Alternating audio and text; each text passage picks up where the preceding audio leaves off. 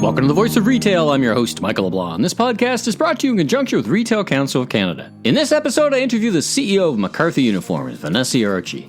She tells us about adapting to the demands of modern retailing and responding to both the challenges and opportunities that the COVID-19 crisis has brought to the business.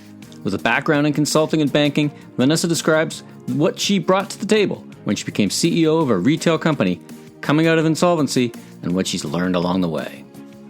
You know, someone gave me the great advice to not actually have a strong point of view in new leadership roles for at least 3 to 4 months, do a lot of listening.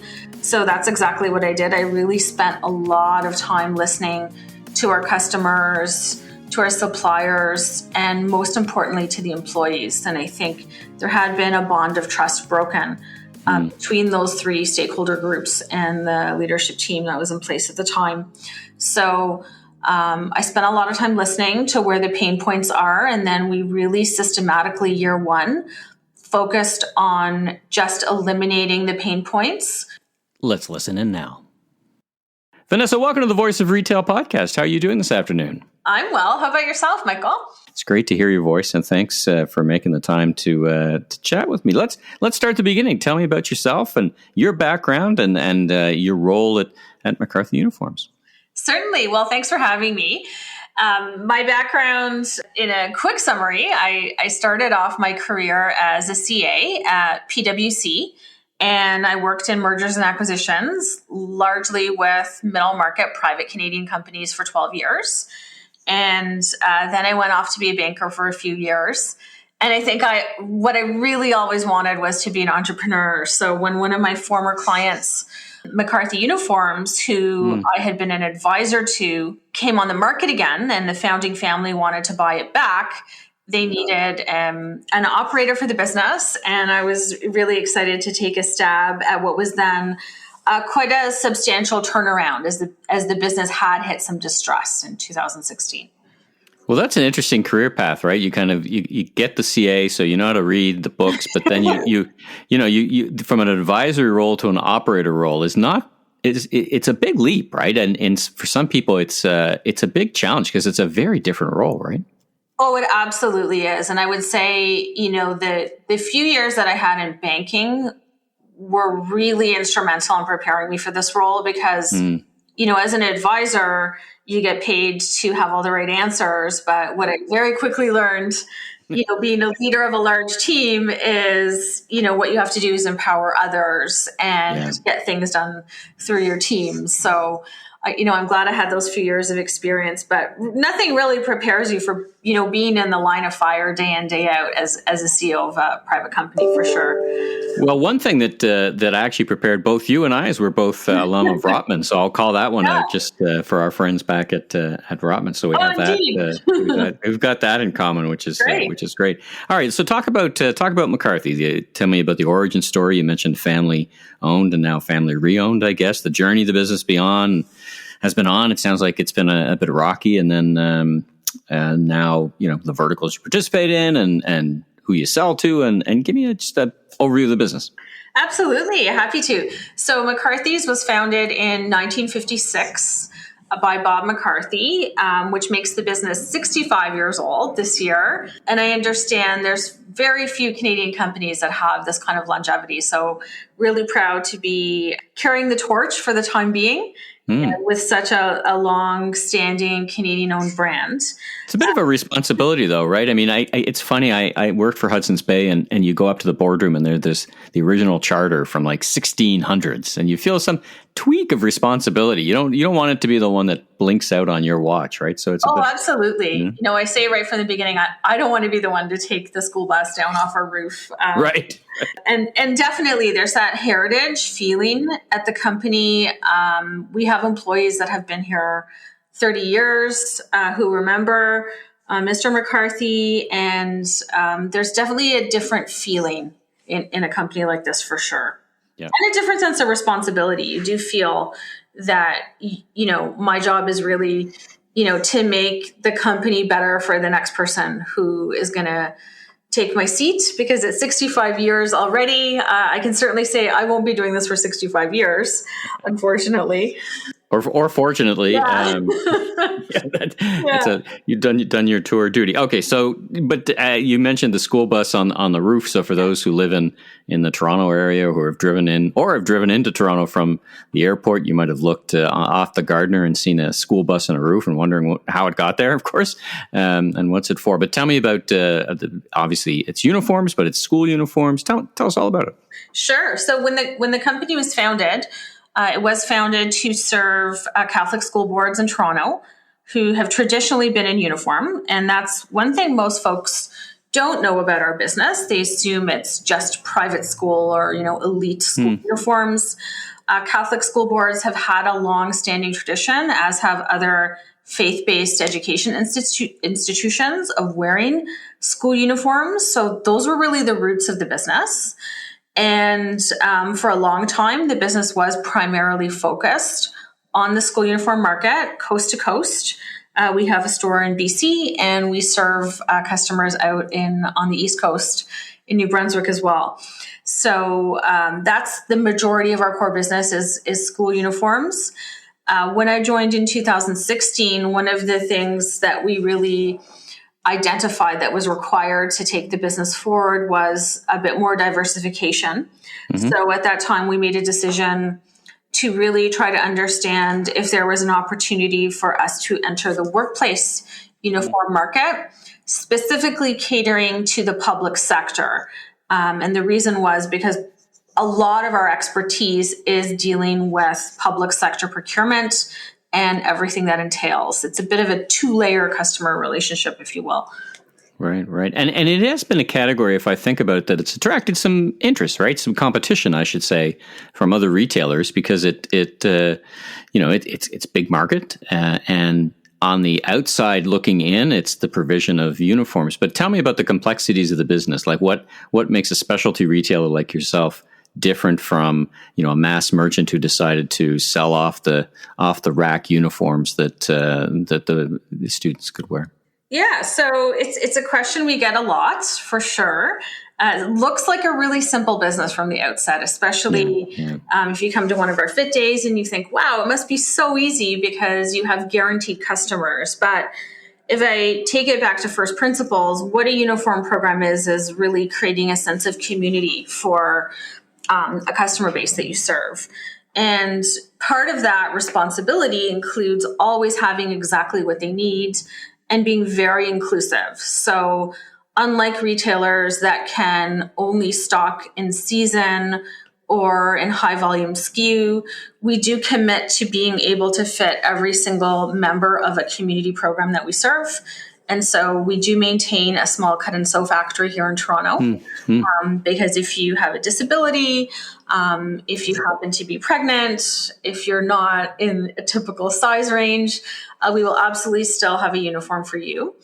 And, that's certainly the distribution side of it.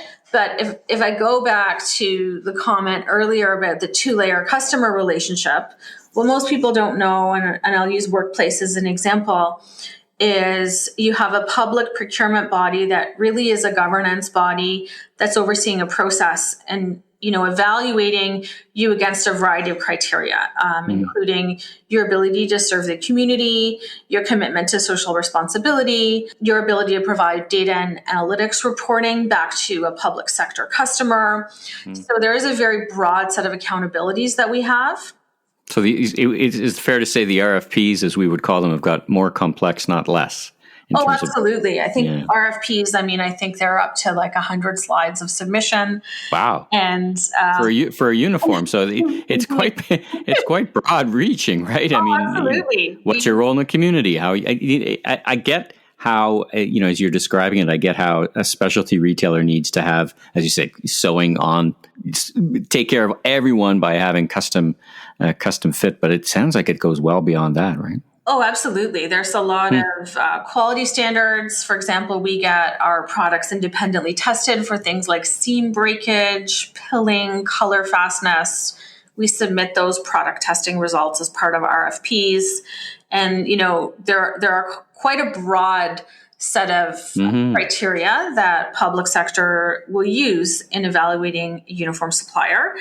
And something that was really interesting in light of our entrance into the workplace uniform market really was when we figured out how we were going to tackle this space. The first thing, I have background in design thinking, and the first thing that we did was actually go and talk to customers making these procurement decisions. And interestingly, there wasn't a whole lot of need for product innovation. They weren't really interested in vendors who were competing on price. But what was really required was a lot of service innovation. And what I mean by that is, the folks procuring uniforms for, say, a local municipal road worker team, they would have these manual spreadsheets, and they would have, no track record of who bought what when, how many employees had received their uniform. Vouchers were being used for things other than uniforms. So the way we entered that market was to focus on the service innovation of building the right technology that made the job of the procurement officer easier and more accurate. So it's kind of interesting because when people say, well, how did you win, a pretty substantial public market procurement contractor against a retailer who has way more stores and way more inventory? And it's always surprising to people when I say it was all in the front end service innovation, because we were solving a procurement problem, not a product problem. I don't want to dwell on it. You mentioned it, but when you arrived, it was a turnaround. So tell me about what led to the challenges, and then more interestingly, what you did and some of the things tactics and strategies you did to turn the business around and get it back on its feet. Sure. So it was indeed a turnaround. We acquired the assets of McCarthy's out of a notice of insolvency process. So no secret there. It was actually starting point was insolvency. So it was ground zero.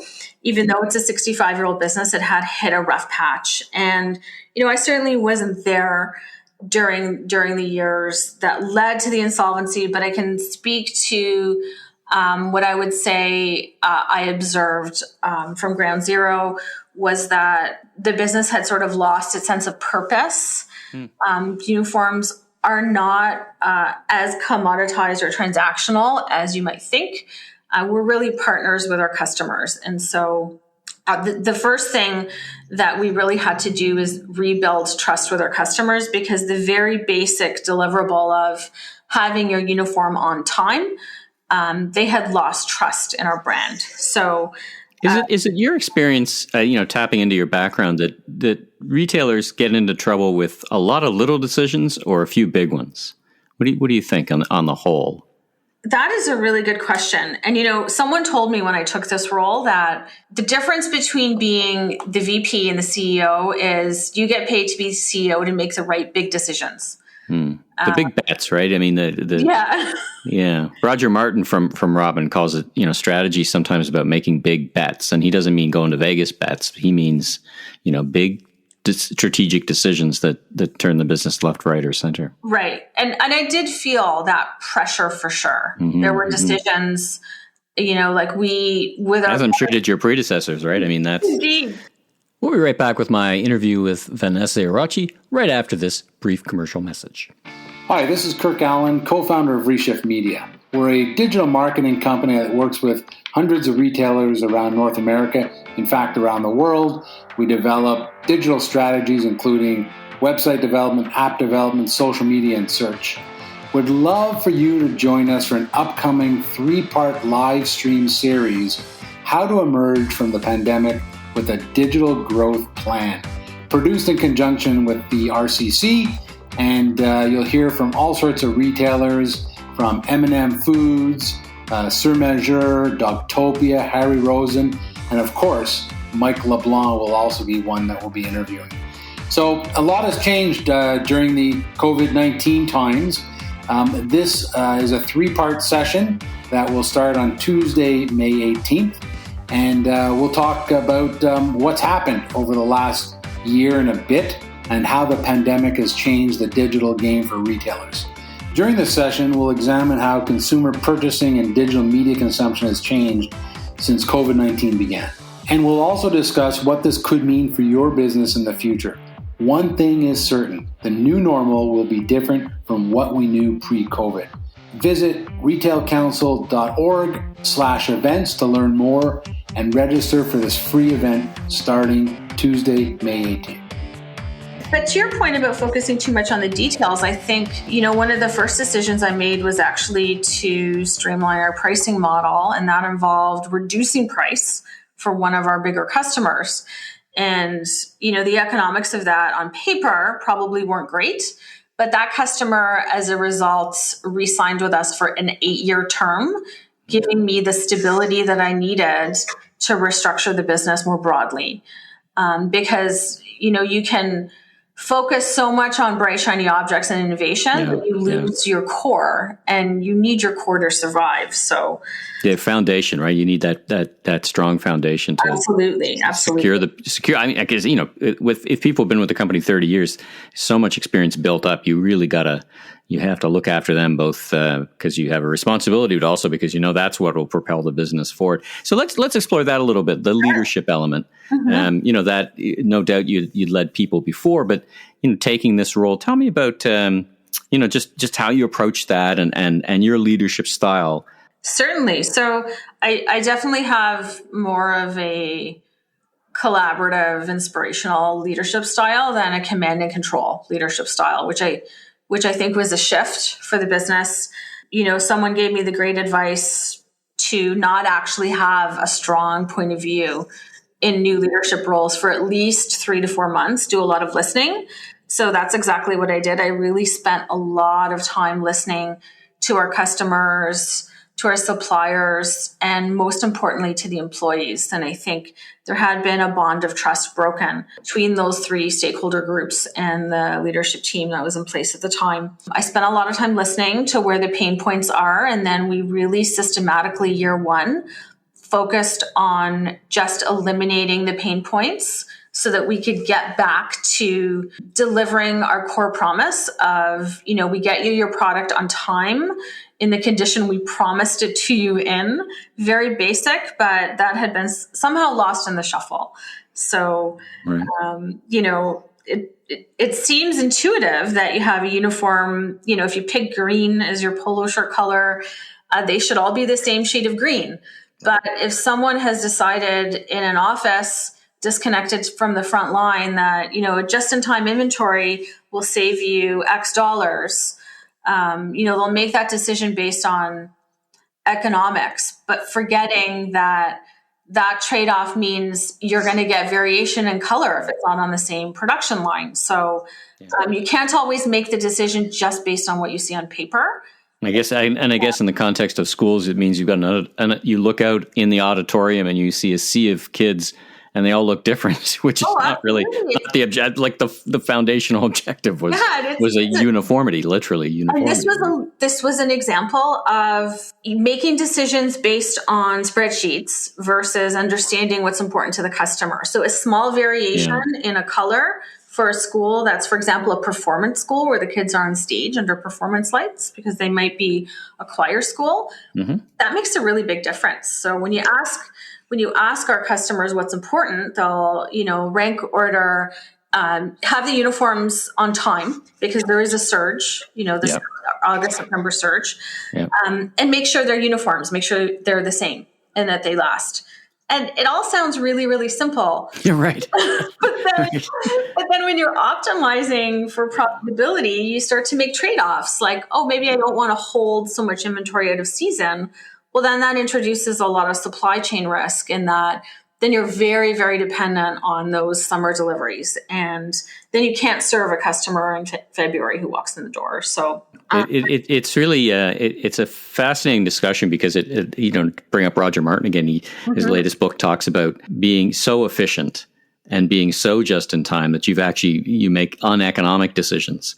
And it's the tyranny of super efficient. And we've seen that in supply chain, particularly now in the COVID era, right? They were so rigid, so efficient that when they had to flex, many of them broke. Oh, absolutely. Right. And I mean, I'm sure you deal everything from packaging to raw materials, right? You're in the middle of that as well. So let's talk about about the lead. Like many of these things, what we're talking about happened in the before time, pre-COVID, but in the COVID era, many leaders are trying to figure out how to lead in an era where maybe you're at home more often. There's certainly a different way that you interact with people. How have you adjusted your leadership style to the COVID era? Yeah, that's a great question. This has been a real learning curve, I think, for all of us. I think first principles, you want leadership to be human. In a crisis like this, I would say, March 13th, 2020, I will certainly remember that day. I sat down with a blank piece of paper. Maybe it's my background in consulting, but I almost needed a framework for myself. I was going to say, did you draw a quadrant? I did. Well, because I had to redefine success. I knew you did. Yeah, I had to redefine success. And I thought, I had this profitability goal and this growth goal. And it's like, okay, all that's like going right out the window now. Yeah, just don't tell me you did it on a napkin. Then it becomes, kind of a legacy. Very cliche. Yeah. And it was a little bit about, okay, our purpose is now to actually survive through this crisis. Yeah. But also how do we use this as an opportunity to rethink so that we can come out of this and, so-called build back better, take that approach. And, for a lot of years in our space, we've been talking about digital transformation and better serving customers online. COVID was a real opportunity for us to truly, because we were under the gun, really think about revisioning the retail experience online, like the true retail experience. And what I mean by that is it's very easy as a retailer to think all you have to do is throw your products on a Shopify site and that's it. But if I think about our business involves this transfer of knowledge from a uniform specialist to a parent who doesn't know anything about a uniform policy, who is unsure about fit and not sure what to buy.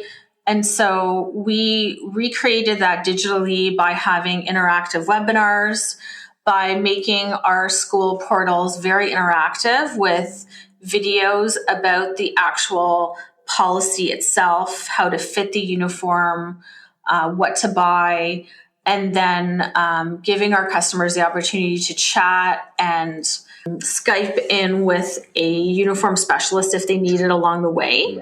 The pressure of COVID got us to end of job on that digital customer experience much faster than if COVID hadn't existed. What things are you going to leave behind as a business or as a leadership style? Is there anything you can think of that you're going to leave behind? I've had executive leaders who swore up and down they would never have their head office staff work at home. Some have told me that they do envision going back to work, but more hybrid. And some are saying, "Listen, we're just not going to travel the way we did before." What do you think you're going to leave behind in the post-COVID era? Definitely. I've always been a fan of remote working. And I think that's because I worked once for a really forward thinking leader who, because of my maternity leave, had sort of structured a really innovative remote working experience, and it works fabulously. Yeah. So I think, though, what remote's done is it's proven out in our business that being remote doesn't mean that we're not working. We're just working very differently.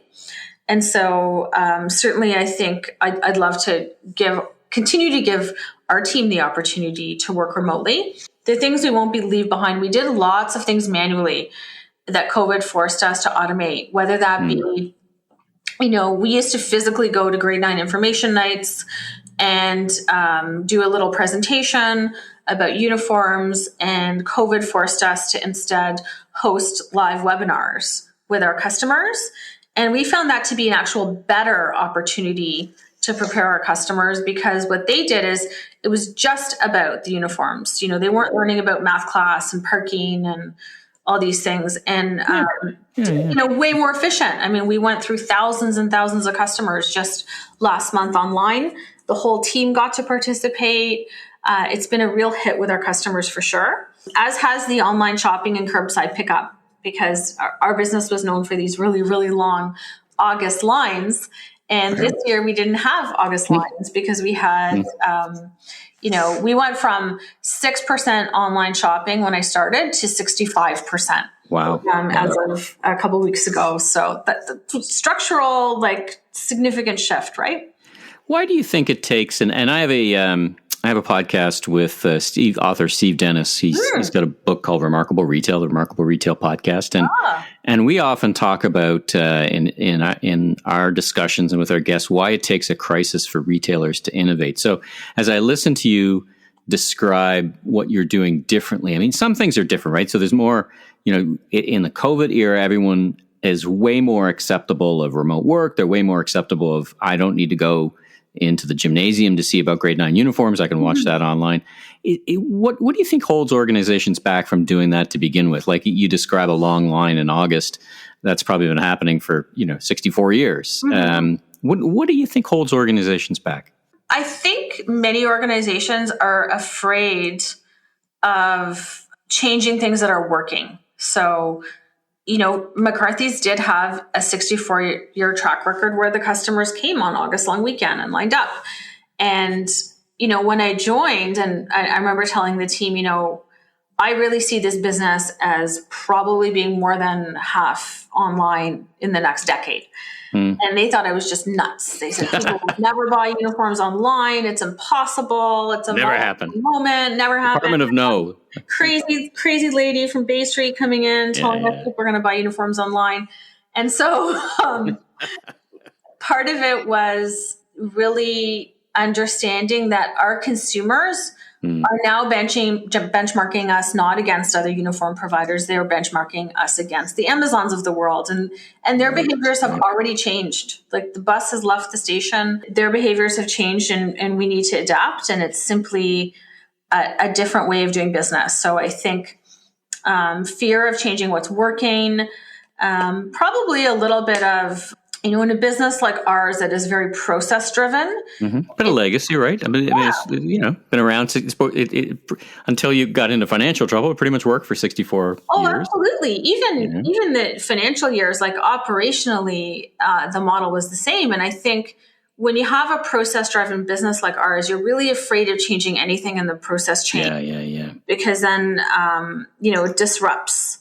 One small change is very disruptive to the process. It's the kind of, you're worried about the knock-on effect. If you change one little thing, what happens? You remind me of this, the stories of Franklin Barbecue in Austin, Texas, right? Where he says, listen, people line up at 4:00 in the morning and it's a big party and it's part of the thing. Yeah. And I could imagine, listen, that's part of what people do here. And but you leave that stuff behind. All right. Last question for you. You've been very generous with your time. Top 3 things retailers should be thinking about as they imagine the post-COVID business world?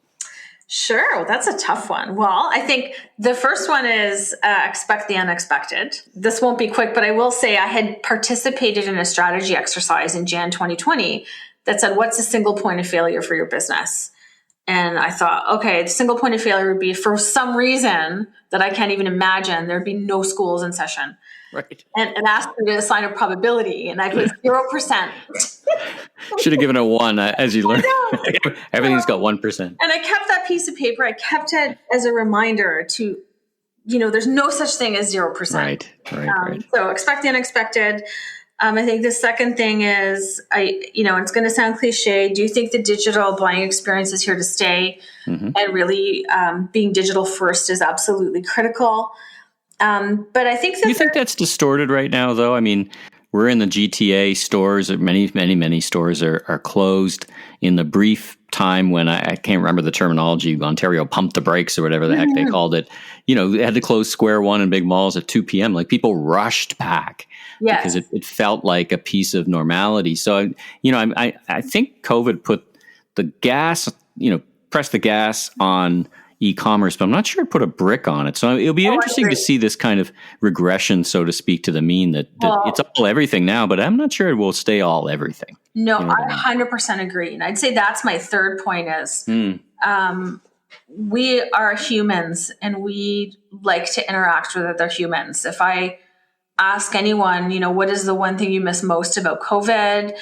It is the number of people that say, I miss walking around a shopping mall and I miss just being able to talk to someone. And so I do think the in-store experience is going to be something that people crave. But I do think in terms of what that in-store experience is going to be different. I think, as you've talked about on your podcast, the customer experience in store has changed and the bar has been raised. So really the idea of surprising, delighting people, I think is going to become even more important because that will be the in-person expectation. Right on. And I think the efficiency that you experience online, people will expect that seamless omni-channel experience in store. And I can give you a quick example. Mm-hmm. A trend we noticed in our in-store customers this summer was that a family might, we were open in August. A family would come in, they try on the uniform, they'd identify what they wanted, and then they would say, can I order this online and have it shipped home? Right. So we ended up as a kind of jerry rig because our systems weren't set up to deal with that particular issue at the time. We just set up an online terminal. So then we'd be online shopping for the customer in store. And so that is becoming an increasingly common trend. It's that removal of the friction, right? It's like the dissemination of the channels, the kind of removal of friction. I still want to try my uniform on, see how, but then I just want to go. I just want to order it online because that may or may not be the fun part.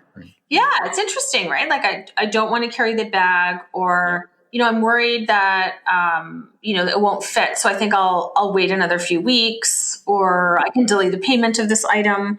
So or any number of things that customers want to do, right? They can do in other ways, right? Yeah, this idea of omni-channel is so important, and I'm really glad that we have always built our new system on an omni-channel platform. So if you call our call center, they can tell you what's in a store, and if you're in the store, you can place something online and have it curbside picked up at another store. And I think that's really, really critical. It would have been a real headache if we did not have that kind of digital infrastructure, for sure.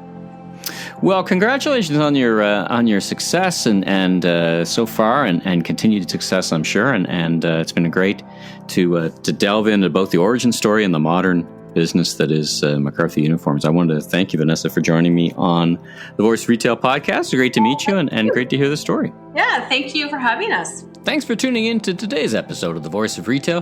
Be sure and follow the podcast on Apple, Spotify, or wherever you enjoy podcasts, so you don't miss out on the latest episodes, industry news, and insights. If you enjoyed this episode, please consider leaving a rating review, as it really helps us grow so that we continue to get amazing guests onto the show. I'm your host, Michael LeBlanc, president of LeBlanc Company Inc. And if you're looking for more content or want to chat, follow me on LinkedIn or visit my website at meleblanc.co. Until next time, stay safe, have a great week.